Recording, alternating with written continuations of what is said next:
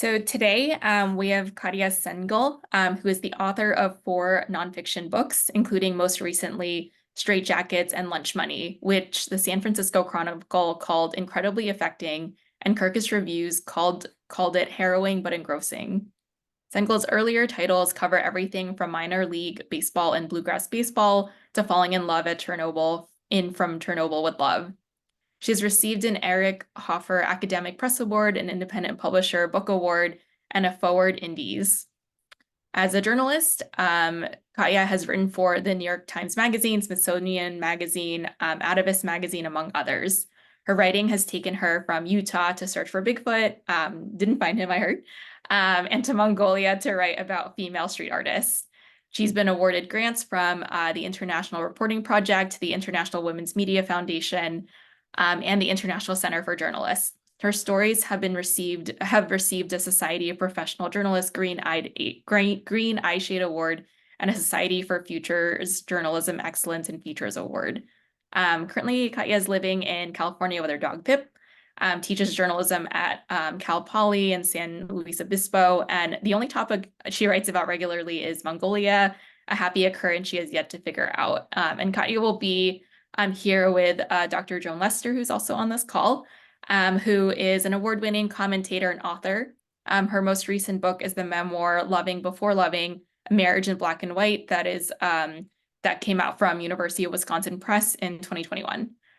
Joan's writing has appeared in the Alaska Quarterly Review, Washington Post, Essence, Ebony, Executive Female, USA Today, the LA Times, Miss Magazine, to name a few, and her commentaries have frequently aired on PRI's Marketplace and NPR's All Things Considered.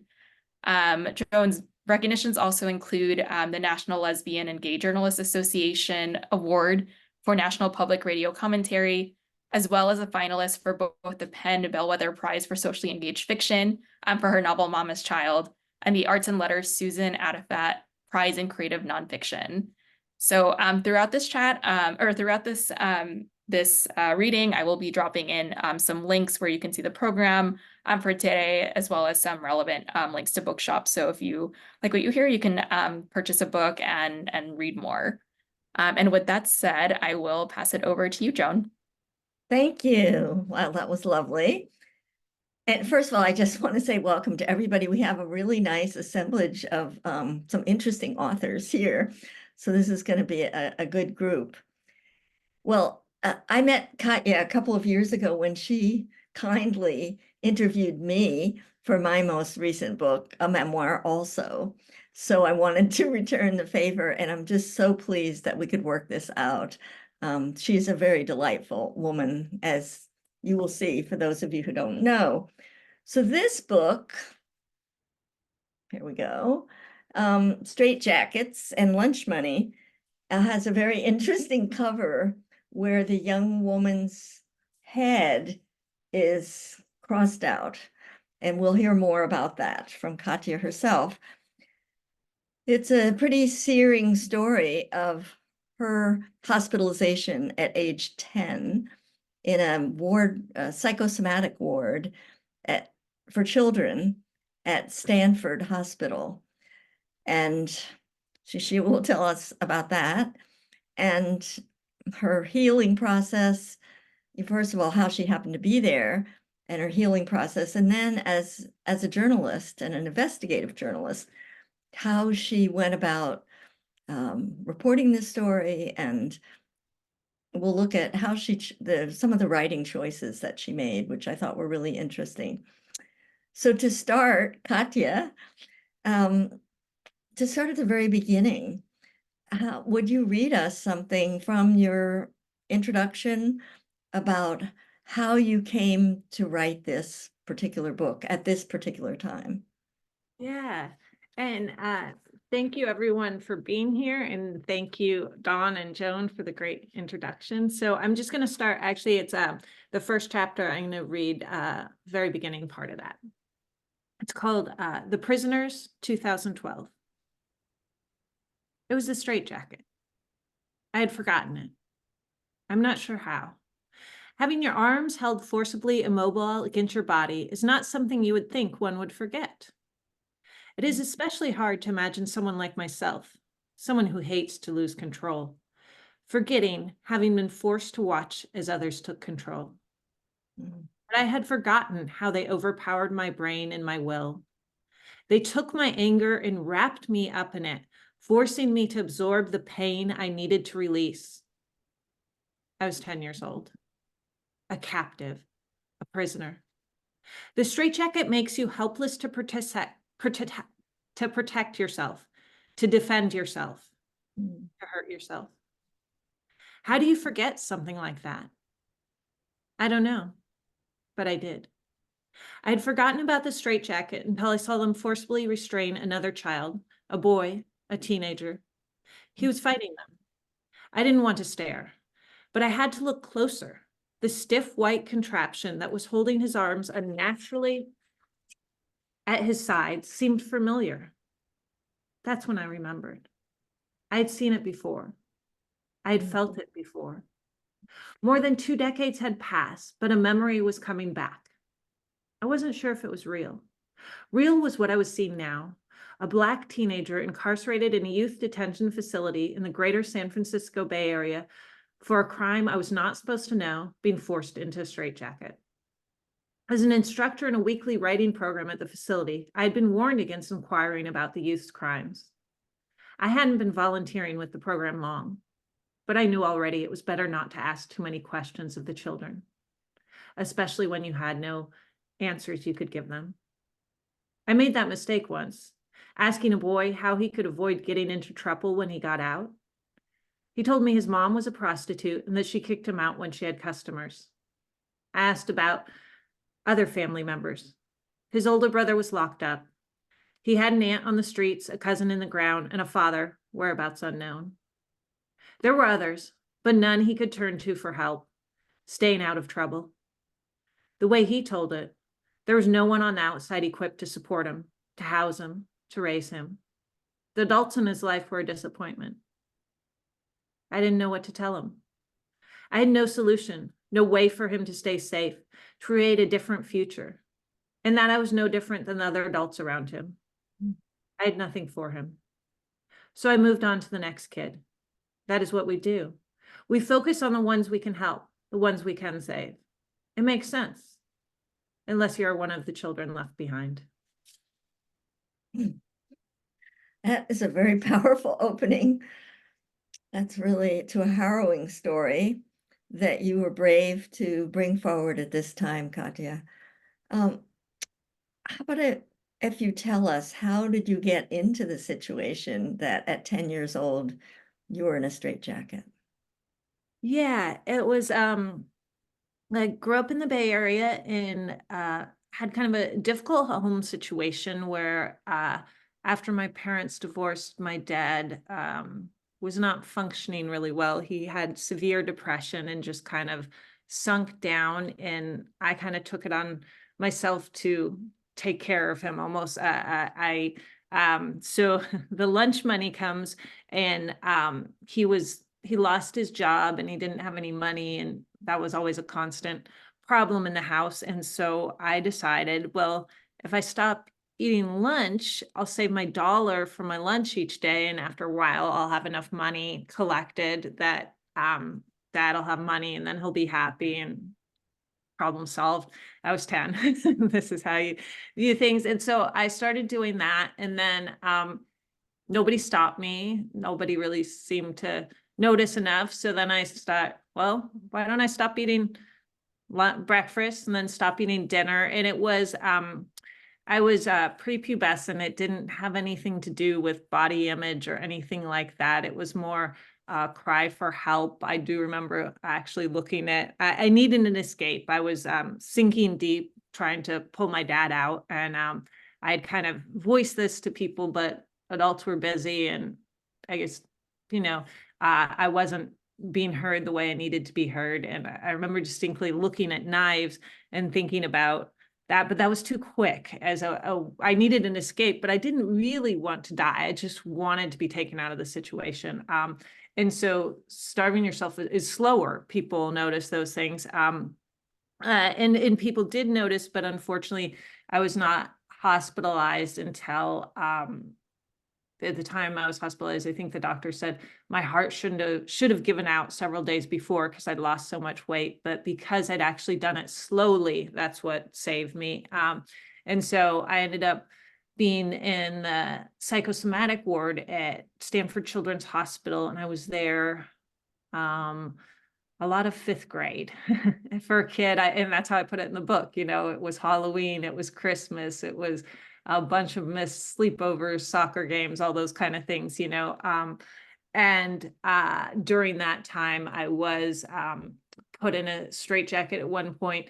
I think I was refusing treatment a lot of times. I still was refusing to eat. And so they ended up having to tie me down at one point. And then I think the straitjacket, to this day, I do remember, and my mom confirmed I was in one and such, but I don't remember the exact thing I did at that time that got me put in the straitjacket. I do know if they try and give me medicine, I'd try and hide and escape. And they'd put in heart monitors, and I'd pull the little sticky things off. I was really trying to fight treatment. So at one point that came in there. Well, actually, compared to knives, it was a brilliant It was. brilliant solution. You know, you did get yourself noticed and taken care of. Ultimately, even though it was a hard situation, it sounds like there were some supportive people there. They were trying to help you, and you were resistant, but nonetheless, you did end up after 4 months gaining some weight, being able to leave. Can you tell us a little about that journey? Yeah, and it's funny. Some people say, 10-year-old in a straitjacket and things, and I say, I'm here, I'm alive and things. So I don't necessarily, and I take the whole book from the journalist's perspective too. I mean, I'm not saying anything's good or bad. It's just looking at how things are done, and what happens. And so they were doing what was available to them at the time and what they needed to do. And so there were definitely, I didn't like the doctors or therapists much, but we had kind of counselor mentor people, who were just people there to almost be our friends. I mean, they had a bigger role. They were supposed to make sure we didn't harm ourselves, those kind of things. But to me, they just were adults who seemed to just care about me. And those were the people that really made a difference to me.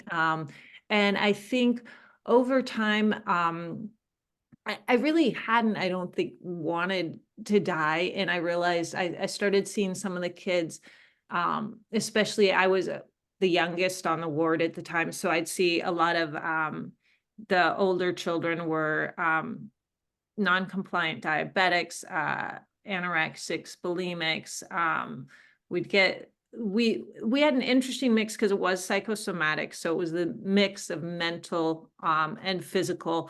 And so I saw some of those kids get released and come back. And there was a girl who was just a year older than me who this wasn't her first hospital stay. And after a while, it became clear to me it wasn't going to be her last hospital stay. And somewhere in there, I kind of decided I didn't want to live my life kind of in and out of institutions. I actually wanted to live outside in the world. And it wasn't like a quick thing. I get out and everything's good kind of thing.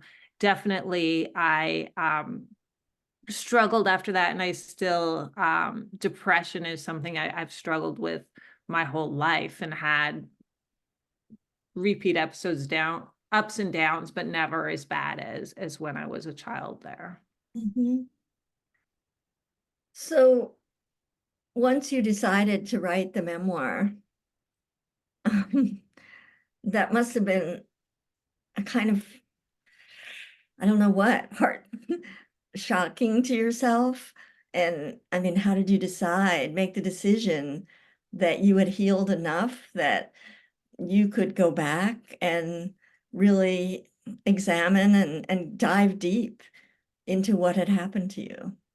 Yeah, it was actually, this book's really interesting because it's the first book I ever wrote and the most recent one at the same time, which doesn't make sense because it's my fourth book, right? But so I'd always written kind of like short stories, those types of things when I was younger. And then in college, I was actually a creative writing major, and I took a personal narrative class. And this was what came out was my time in the hospital, not this book, but that the 10-year-old voice I started writing about. And so at the time I was much closer to it. I was, I guess, 20, 21, something like that. So it's only like a decade apart or something. And it was what I felt I needed to write. It was just I had to write it. And so I started writing it. And that's where this 10-year-old voice in the book comes from, because I had these really strong memories. I was very close to them then.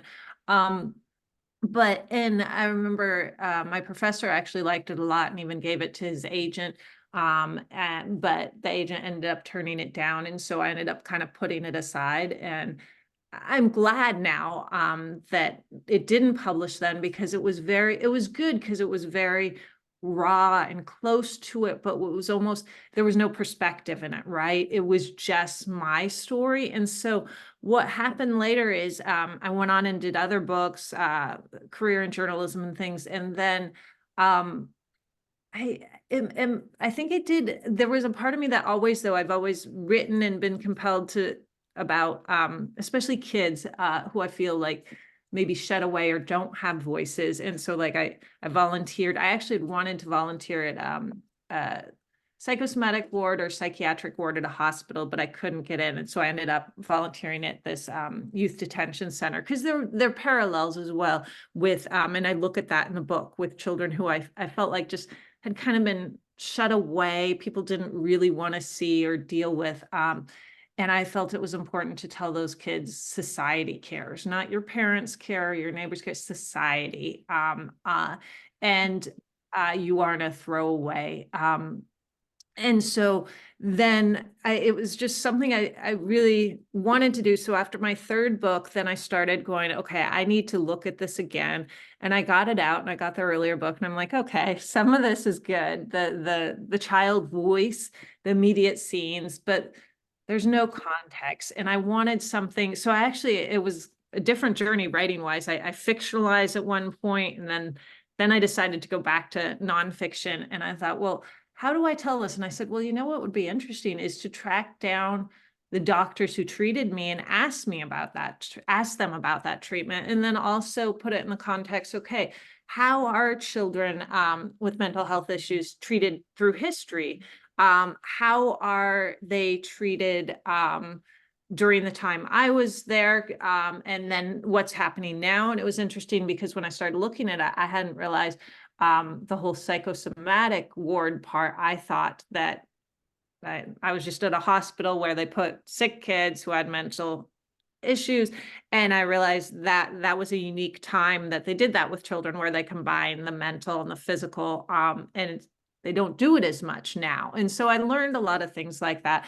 I learned where the kind of also the parallels between youth incarceration and mental health issues, those types of things. And so then I decided I wanted to tell the story in those two voices, because I still really wanted that child voice, the immediacy of it, the rawness, so people could kind of see from a child's perspective what that is like. And some people have told me the child really, it comes down hard on adults, and they do. And that's how I felt then. But then the adult in me goes back and realizes, like, there are things the child in me there says and thinks that as an adult, I still can't answer and can't help with, which is really hard in some ways. But so there's this, those two voices, and I thought it was important to kind of tell each of those. And for me, it was just really interesting to also ask questions and understand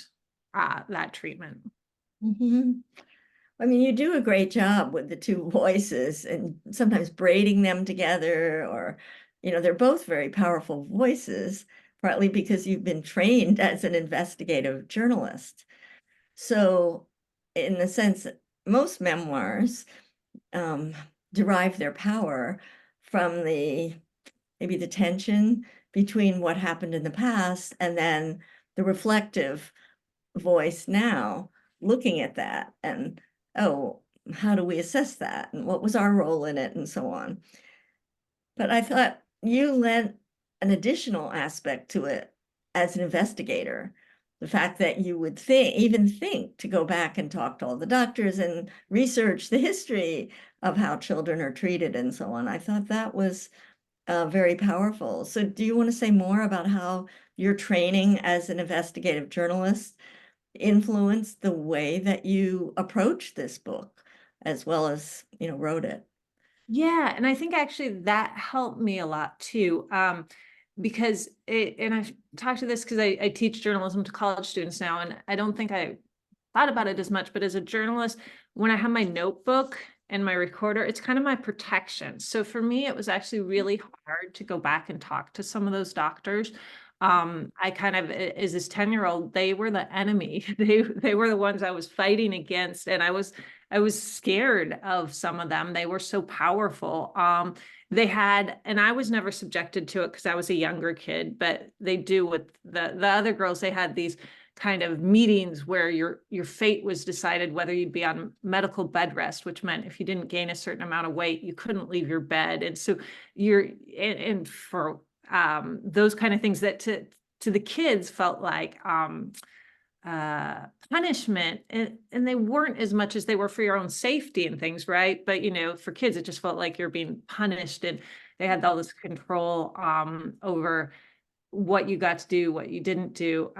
So I definitely had this fear, but then when I went to meet with the doctors, I had my notebook. So I usually met them in person, not always, sometimes over the phone, but that notebook and recorder, that gave me this safety net and this ability. It also made me, I think, a sense of power, because as a patient, you're kind of stripped of power. As a kid, as a mental health patient, you're even more powerless. And then as a child, you're incredibly powerless. So I had very little power up against doctors. But as a journalist, now I had a different role. I wasn't a former patient. I was approaching them as a writer and a journalist. And so that gave me some of the power, which made it a little easier. And it also made it a distance, so I could be asking not just about me, but about the issues in general. So I think that helped a lot. Then just tracking the people down. Well, some were easy. Some of the doctors were pretty well known, and they were still at the same place. Some I got connected to through others. Some didn't want to talk to me, and my journalistic thinking, I kept pushing it until I pushed it far enough, and then was like, okay, I've got to back off on that.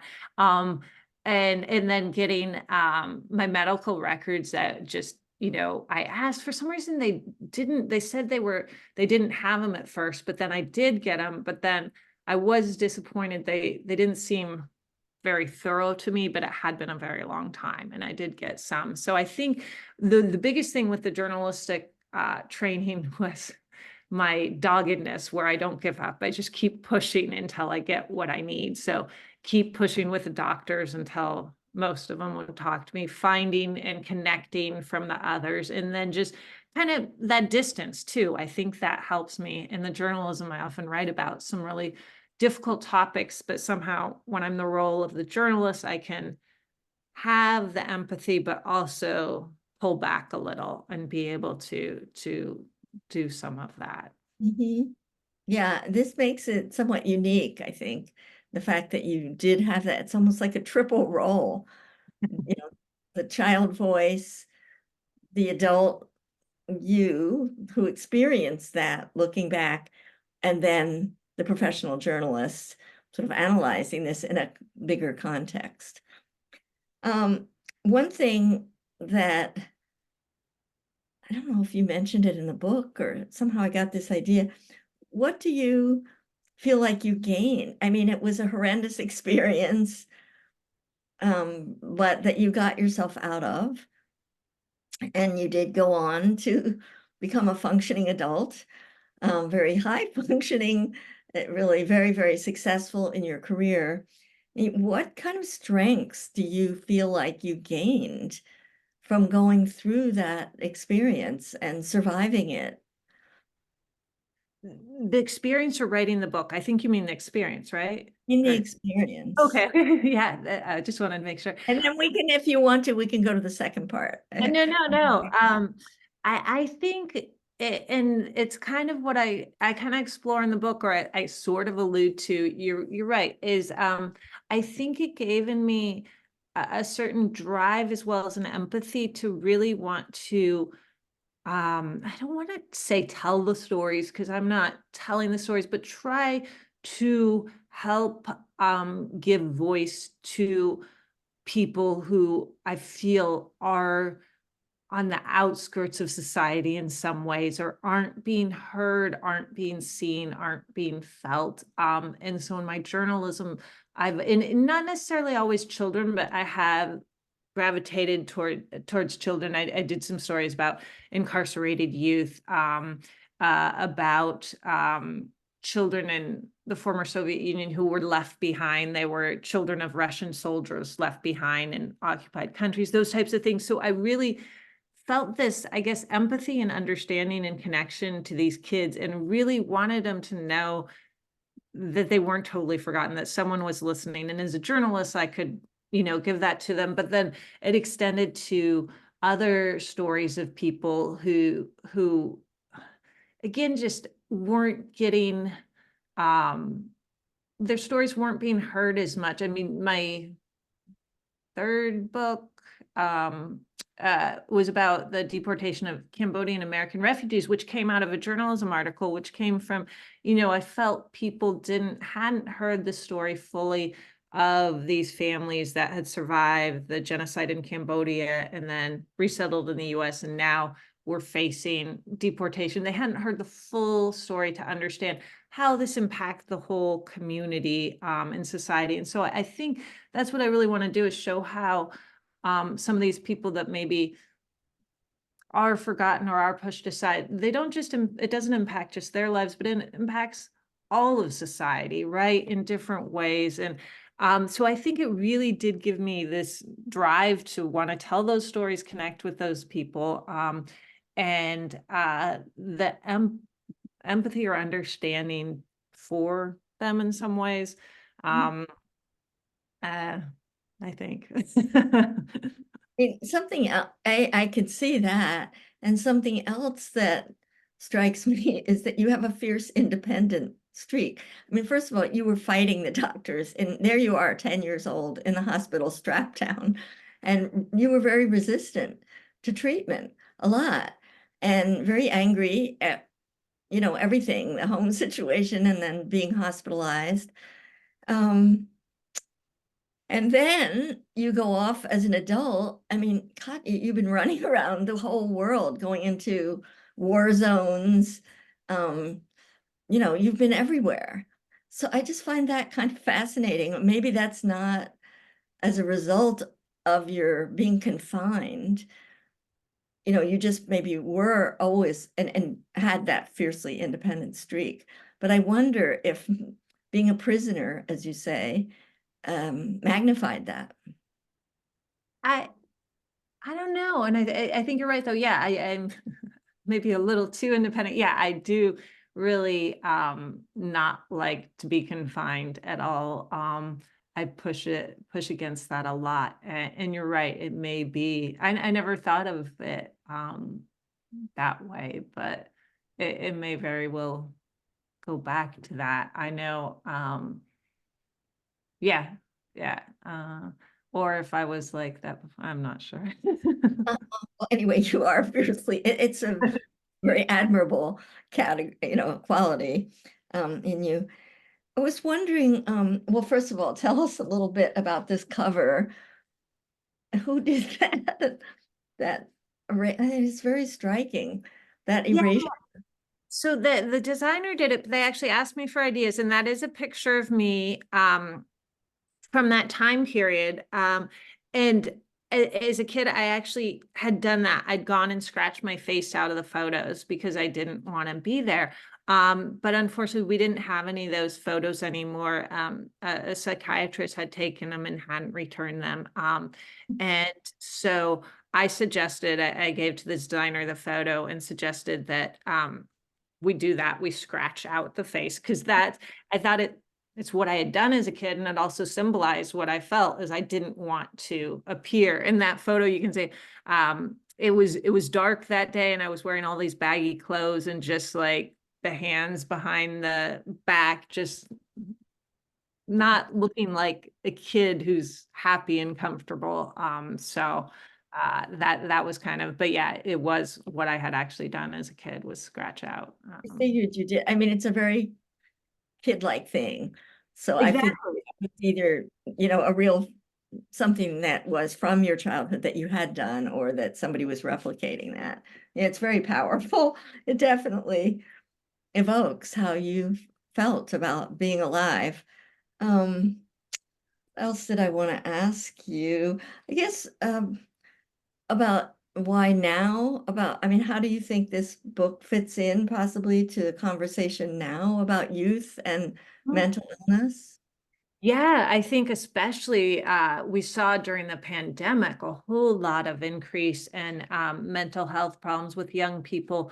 And I think they even say now even more so. And I think it was interesting. I did a talk with a therapist on this book, and I really kind of liked her philosophy. She called herself the reluctant therapist, because she's reluctant for that, but she felt, you know, instead of saying there's a shortage of therapists, if we paid attention to kids younger and gave them mentors and things like that, maybe they wouldn't need therapists. And I actually kind of agree on that a lot. And it's one thing that I feel strongly about in even in my childhood, was there were some adults who were mentors to me who really made a difference and helped more than any therapist did in some ways.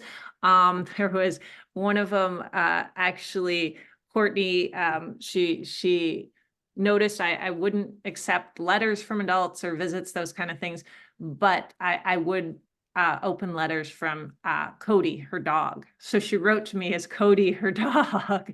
And there are things like that that really make a difference and made a difference. And I think seeing kids in that way and just acknowledging them, and not, you know, automatically labeling them or putting them in categories and putting them off to things, but just being an adult who isn't related to them, who shows you care about them, I think is so important. And I think now we have more just like families and school. We don't have as many rules for adults like that. And I think that might be something that would help kids, because I think in some ways kids, they have access to certain things, but just adults who are there just showing they care about them, not because they're an athlete, not because they're this or that, just because they're them. And I think, but yeah, we saw a lot of increase with mental health issues with the pandemic, and kids being alone. And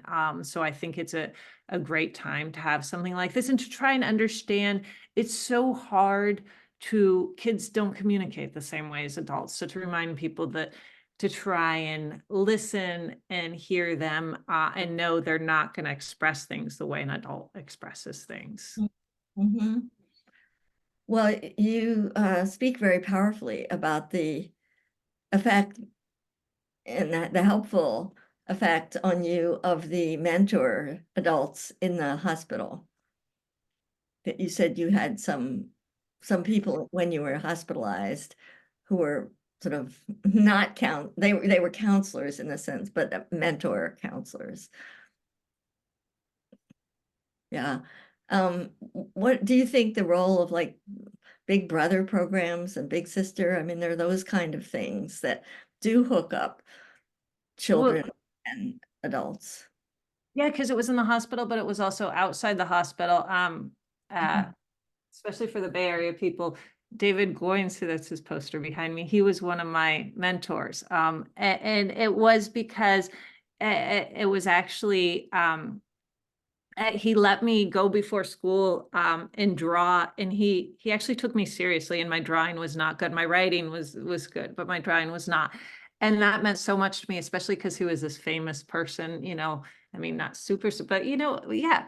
And that he cared about me just as me. And that made a huge difference. And Courtney was also outside of the hospital and someone, so made a huge, so they were, I considered them my mentors, but unofficial. But yeah, as an adult, I actually, am a big sister through Big Brothers. There's big sisters for that reason, is because I wanted to do that. And I think those make a huge difference. And you can see it on the just to have some extra help there, someone outside the family again who can mentor, and you could hear the stories of the difference those people have made too. So officially through the programs, Big Brothers Big Sisters, but also unofficially, you can do it. When I was doing my story about the Cambodian American deportations as well, I remember one of the young men, and what happened, he came here with his family after the genocide in Cambodia, and then he was doing okay, but then he started getting into trouble with drugs later and things. And I remember asking his family, what happened?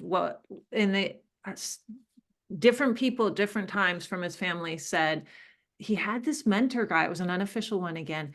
And after that man died, he just was never the same, and so it was interesting. It was actually, and they all said it was this white man, businessman.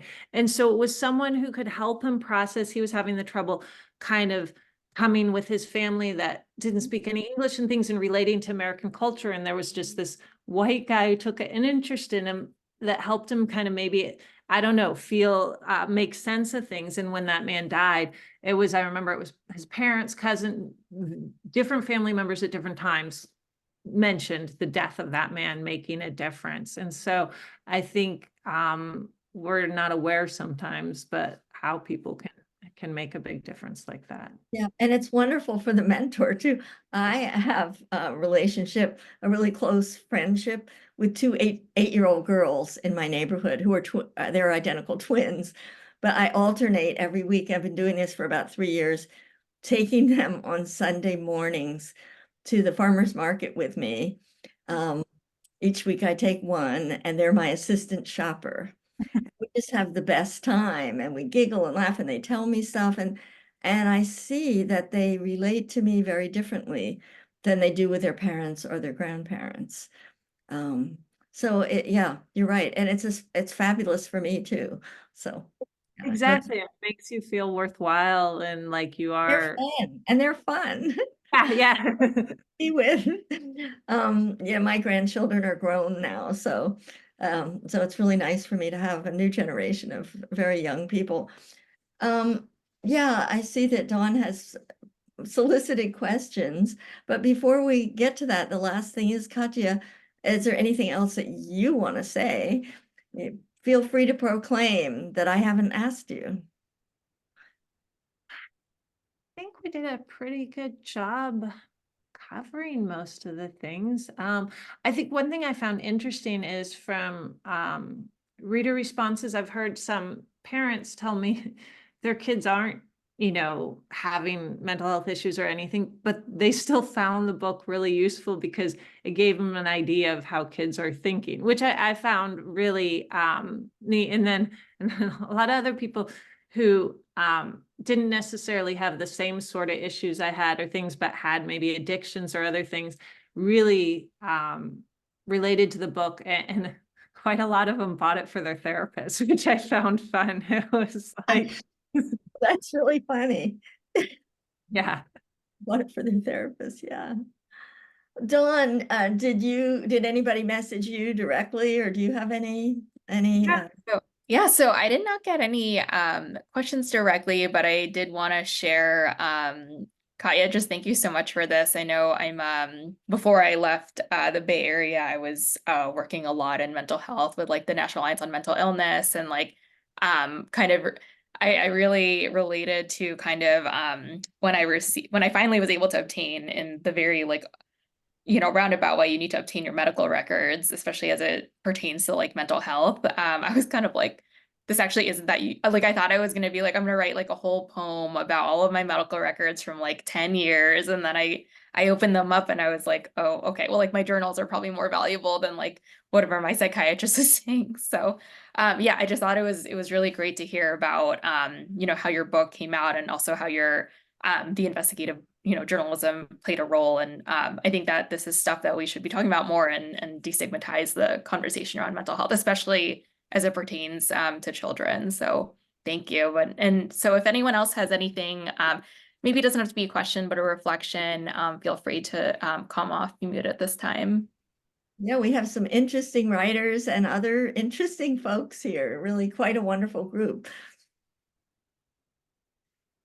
Speak Yeah, up. Don, thanks for what you're saying about the, it's funny because there's less stigma, but it's still something that we don't, you still worry you'll get labeled. I do some independent contract writing work, and I remember when my boss, she buys all my books. She has a alert from Amazon when a new book comes out, and then she sent me a picture of this book saying I bought it, and I'm like, oh.